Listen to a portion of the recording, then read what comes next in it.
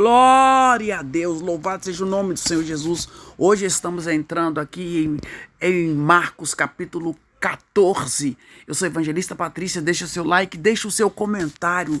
Nós vamos estar lendo aqui no capítulo 14 o plano para tirar a vida de Jesus.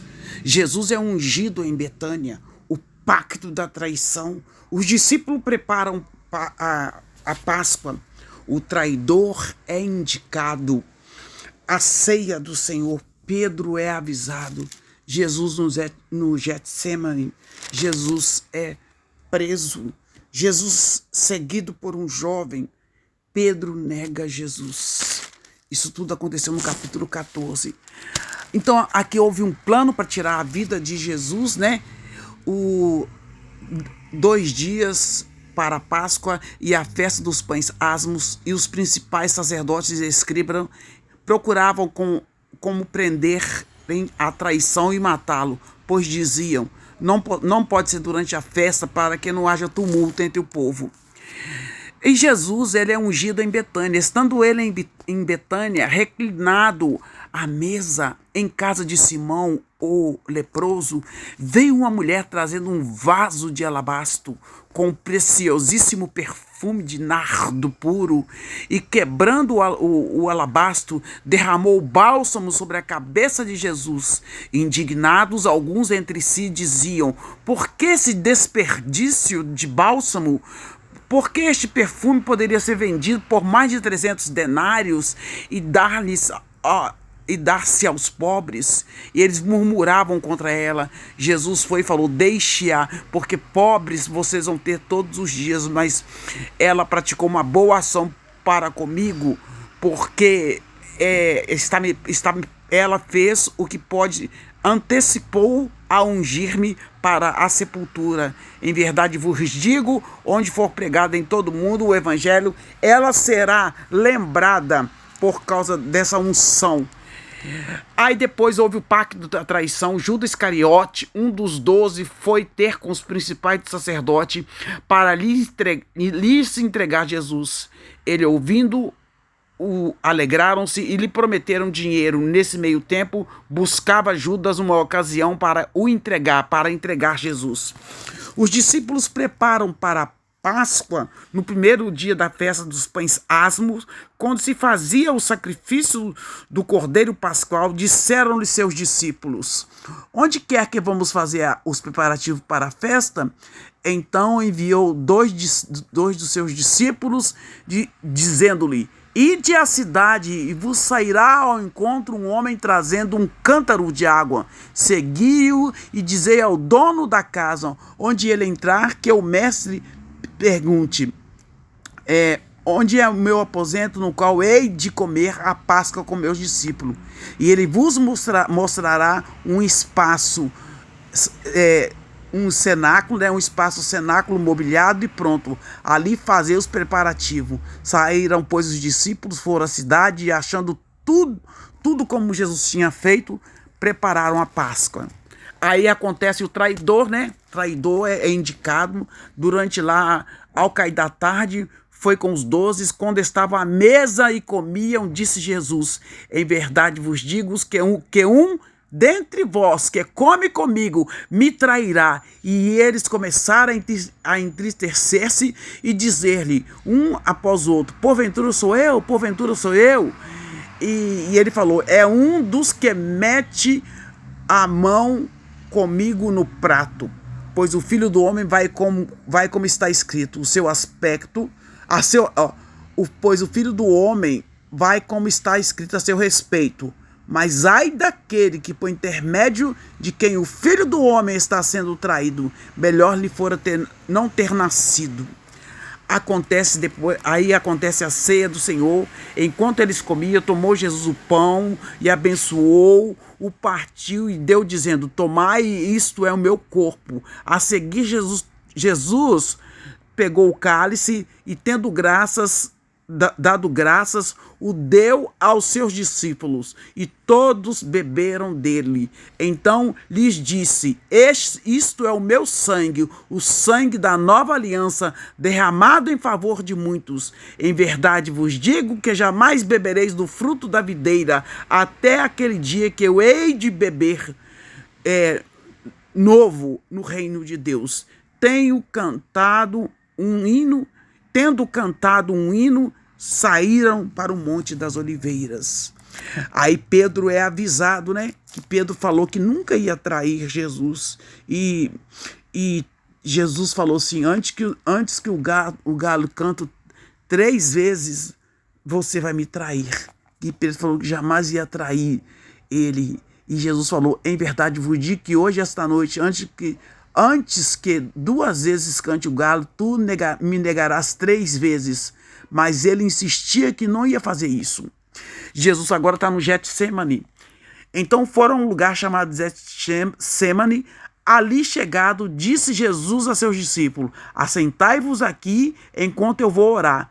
E levando consigo Pedro, Tiago e João, começou a sentir-se tomado de pavor e angústia.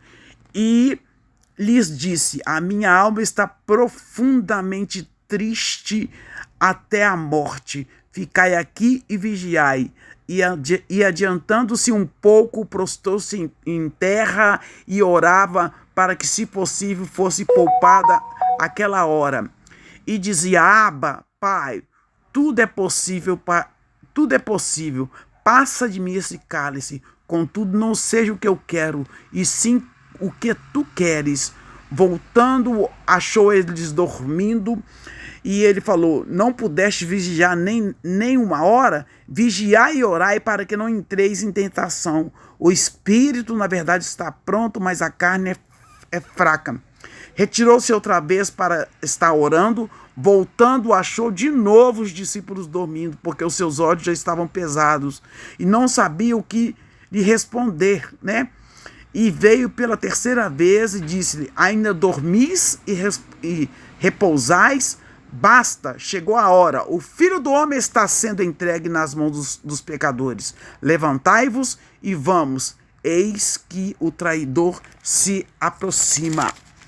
E Jesus aqui, ele é preso. E logo que ele falava, ele ainda, quando chegou Judas, um dos 12, e com ele, vindo da parte dos principais sacerdotes e escribas e anciãos,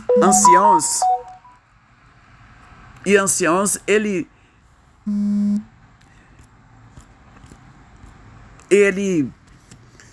foi preso, né? Ora, o traidor tinha lhe dado esta senha, né? Aquele a quem eu beijar é esse, prendei-o e levai com segurança. Logo que chegou, aproximando-se, disse: mestre, e o beijou. Então lhes deitaram as mãos e prenderam. Nisto, Pedro pegou a espada e cortou-lhe as orelhas. E Jesus colocou a orelha lá, né, no lugar e falou, né? Deixa eu só voltar aqui. Logo falava ele ainda quando chegou Judas, um dos 12, com ele, vindo da parte dos principais sacerdotes e escribas e anciões, e uma turba com a espada e porretes. Ora, o traidor lhe tinha dado essa senha: aquele que eu beijar é o Cristo. E logo que chegou, aproximando-se dele, beijou.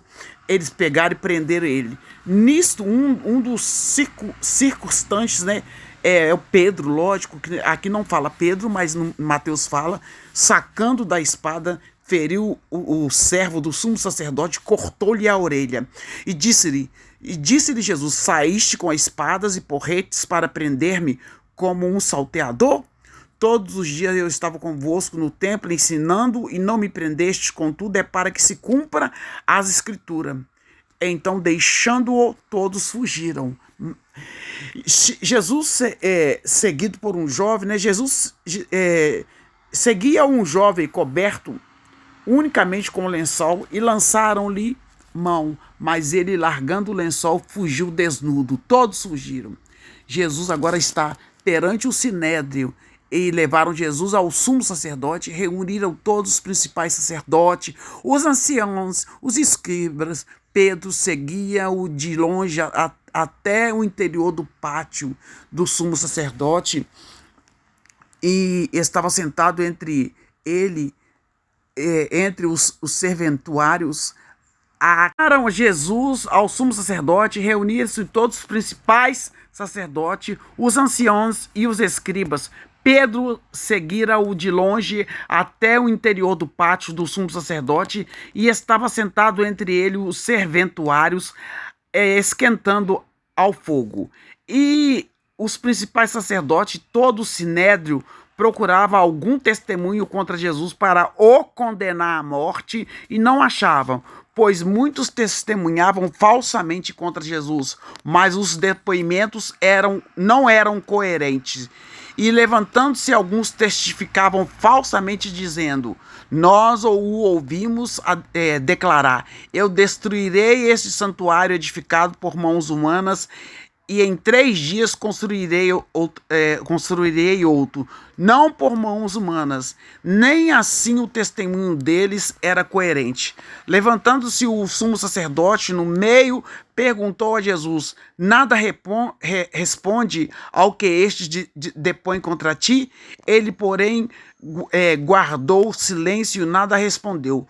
Tornou a interrogá-lo o sumo sacerdote e lhe disse: és tu o Cristo, o Filho de Deus bendito? Jesus respondeu: eu sou, e vereis o Filho do Homem assentado à direita do Todo-Poderoso e vindo.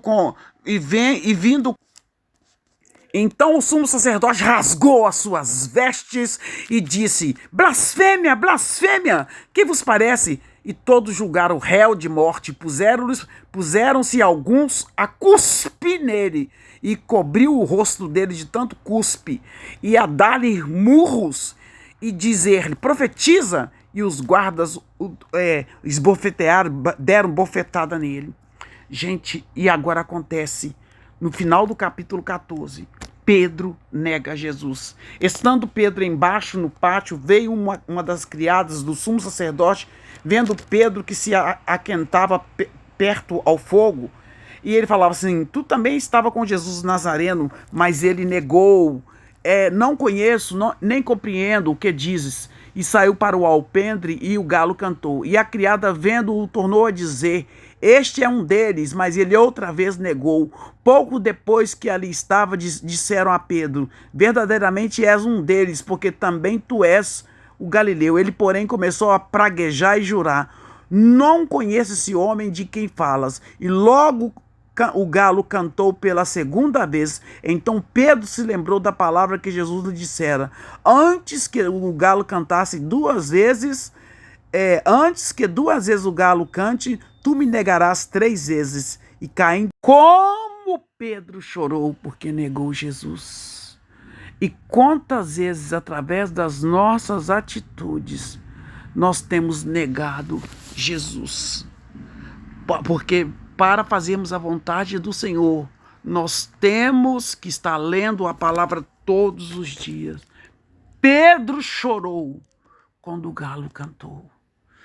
Oh Deus, Jesus aqui acusado injustamente por nossa causa, por nossa culpa, no capítulo 14, ele foi até o fim.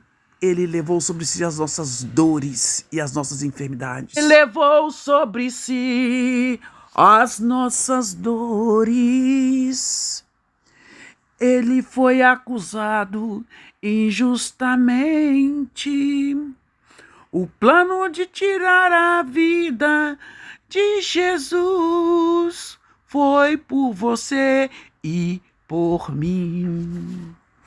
O traidor é indicado.